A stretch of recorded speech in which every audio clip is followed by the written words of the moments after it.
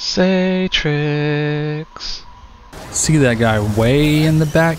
He said something real bad about your mom. It was horrendous. Downright diabolical. Normally, when someone does that to me, I bonk him with my hammer. But he is just a little too far back and I don't want to miss him. Thankfully, we have Severance Enclosure.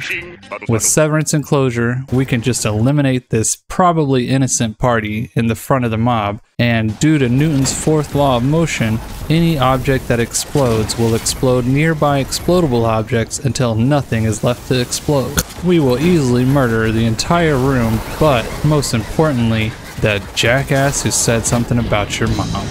The super is your choice. I ran Burning Maul because of the cool factor and its ability to stun lock bosses. Occasionally, such as during the final boss in the new dungeon, I would switch to Hammer of Soul because my fire NATO couldn't reach the boss. The grenade is also your choice. I went with the fusion grenade for the short cooldown. It is nice to have as a backup plan if you get overwhelmed or miss a hammer throw. The throwing hammer, combined with our exotic armor, will be our primary means of destruction by exploding our enemies upon death into chaining explosions. Keep in mind that picking up the hammer no longer immediately refills your melee charge, but now has a 1.4 second delay. If you deal damage with the hammer before picking it back up, you will receive 60 HP from Cure. Soul Invictus makes your solar abilities create sunspots. These will be important for two reasons. First reason, faster ability regen for if you forget to grab your hammer, which, how dare you. Second reason, survivability by healing when passing through those sunspots. Roaring Flames will help the build out in higher end content when you are up against tankier enemies by ramping up your solar ability damage. It can stack 3 times for a maximum damage boost of 73%. While Roaring Flames is active, your regular melee hits will apply 30 Scorch and count as powered melee hits. Ember of Searing will make defeating Scorch targets grant us melee energy and create a fire sprite while also giving us 10 to recovery. This is so that we can get our hammer back much quicker just in case we lose it somehow. Grabbing the fire sprites will grant us 12.5% grenade energy, and combined with our Ember of Mercy will grant us 1 stack of restoration for 2 seconds. Ember of Mercy will also grant restoration for 5 seconds to us and our allies whenever we revive an ally. Ember of Combustion will make your super final blows ignite the target and generate more fire sprites. Ember of Torches will cause our powered melees to grant radiant to us and allies within 8 meters. If you prefer, you can substitute this one for something else due to the Flint Striker seasonal mod. However, Flint Striker will only grant radiant to you. Severance Enclosure causes our powered melee kills and finishers to create a kinetic explosion. Explosion damage and radius increases with higher tier enemies. Finishers upgrade the enemy rank by 1 tier.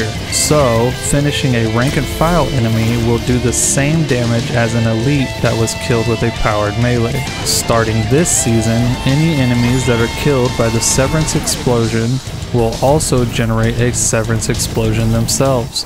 This will continue to chain until there is nothing left to kill. These chained explosions deal roughly half the damage of the initial explosion, but that doesn't matter much when anything close by is getting hit by multiple explosions. In my experience, if any enemies remained, they were usually finishable, so I would just perform the finisher to start another chain. For exotic weapons, I swapped between Dragon's Breath and Whisper of the Worm. In my eyes, Dragon's Breath is the new anarchy. Put a rocket in your target, then swap to a special that deals respectable damage to capitalize on the passive damage from Dragon's Breath. Never manually reload your Dragon's Breath. Due to high octane, it will reload itself. It gains 1 fuel every 6 seconds. Ignitions grant 2 fuel. Upon reaching 5 fuel, Dragon's Breath will reload. If you have completed the Pyromancer Catalyst, then you will gain 1 fuel every 3 seconds instead of 6. Additionally, kills with Dragon's Breath will generate fire sprites with no cooldown. Whisper of the Worm has benefited from a universal 15% buff to sniper damage, making an already great choice for damage even better, especially in any encounter with an easy to hit crit. You could pump out over 1 million total damage with Whisper alone, assuming you have 100% uptime on Whispered Breathing. For your legendary weapons, you want to have one with incandescent for your energy slot. Unlike my previous builds where this choice was to aid in causing ignitions, this time around it is to aid in getting your melee back. If you remember, Ember of Searing will grant melee energy when defeating scorched targets. For the kinetic slot, I recommend a strand weapon because of this season's artifact. For your armor stats, you will want to prioritize resilience and strength, followed by discipline, and then recovery if you can manage it. Our helmet will have one solar siphon for some orb generation that isn't tied to a 10-second cooldown. I'm definitely not salty. One heavy ammo finder to keep our heavy weapon ready for damage phases, and one hands-on to give us a sweet boost to our super energy when we get kills with our throwing hammer. Our arms will have 2 impact inductions so that a throwing hammer kill will grant us 17% grenade energy. We can trigger this once every 7 seconds. Then one heavy-handed, so we also receive an orb from our throwing hammer once every 10 seconds. Our chest will have 2 harmonic reserves so that we can hold 9 rockets total with Dragon's Breath, and 1 charged up so we may have 4 total stacks of armor charge. Our legs will have 3 solar surge mods to give us a 22% damage boost to Dragon's Breath or Whisper. If you have mediocre aim with your throwing hammer, I mean, my aim is perfect, but if you miss one and aren't generating enough sunspots to keep you healed, then swap out 1 solar surge for recuperation. You will still get a 17% boost to solar weapon damage while now receiving 70 HP from each orb pickup. Then our class item will have 1 time dilation to extend our armor charge duration to 15 seconds. With 4 stacks, it will last for 60 seconds. Then you have an optional font of restoration. I threw this on because I found myself rarely using my class ability with this build, so I decided to give a little boost to my recovery. While everything you've seen so far about the build is evergreen, we do have several great seasonal mods to benefit from on our artifact. Kindling Trigger. While radiant, your solar weapons will apply Scorch to any unscorched combatants. Once again, this is great with Ember of Mercy so that should you need it, you can get your throwing hammer back quickly. Flint Striker will grant you Radiant when getting rapid final blows or rapid precision hits with your solar weapons. Torch will increase your weapon damage even further while Radiant if an enemy is also affected by a strand or stasis debuff. Heart of Flame will make nearby allies radiant when you cast your solar super, and boost your super damage for each nearby ally. Revitalizing Blast will weaken bosses and champions when you hurt them with a solar ability.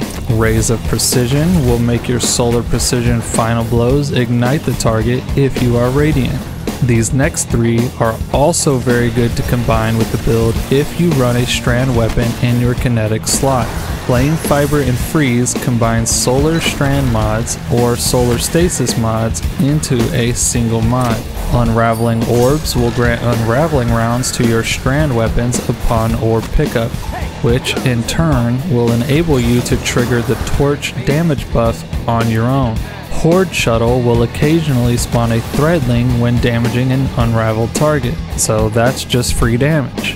When entering combat, find the weakest link and plink it with your throwing hammer. Watch your explosions explode into more explosions and then use your finisher on any one that remains. Or grab your hammer like the awesome Titan that you are, and while you are waiting for it to become imbued with solar energy again, punch some stuff with your Roaring Flames fists for more explosions. Then rinse and repeat to your delight. During damage phases, fire a rocket into the boss with Dragon's Breath. Cast Burning Maw to stunlock the boss, and Dragon's Breath will reload during your super.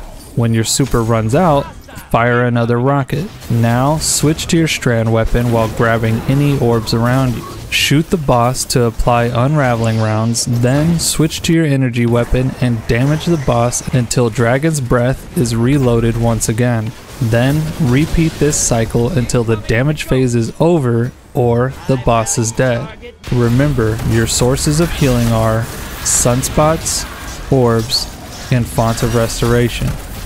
Thanks for watching. Have a good one, y'all, and happy holidays.